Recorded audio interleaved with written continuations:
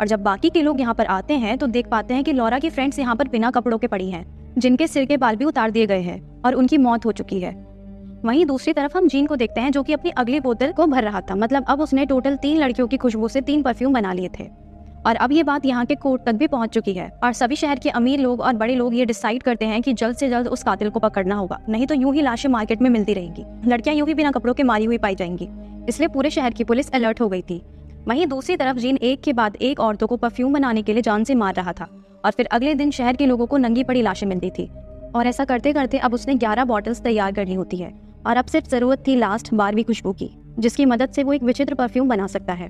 और अब क्योंकि शहर में इतनी ज्यादा लाशें मिल रही थी और कातिल का कोई अता पता नहीं था, इसलिए वो अमीर व्यापारी अपनी बेटी की सुरक्षा के लिए इस शहर को छोड़कर दूसरे शहर में शिफ्ट होने वाला था। मगर एक रात ठहरने के लिए वो एक होटल में चला जाता है और अब वो रात को अपनी बेटी को गुड नाइट कहकर उसके रूम के दरवाजे का लॉक लगाकर सोने के लिए चला जाता है। मगर अगले दिन जब वो कमरे का दरवाजा खोलता है तो उसे उसकी बेटी वैसे ही बुरी हालत में मिलती है जैसे कि बाकी लड़कियां मिली थी। मतलब रात को जीन ने इस लड़की की खुशबू से 12वां परफ्यूम भी तैयार कर डाला। वहीं दूसरी तरफ उस प्रोस्टिट्यूट का कुत्ता अपनी मालकिन की बॉडी की खुशबू को सूंघता हुआ पुलिस वालों को उस जगह तक पहुंचा देता है जहां पर उसकी लाश दफन थी और इस तरह पुलिस को कुछ ऐसे सबूत मिलते हैं जिससे असली कातिल का पता चल जाता है।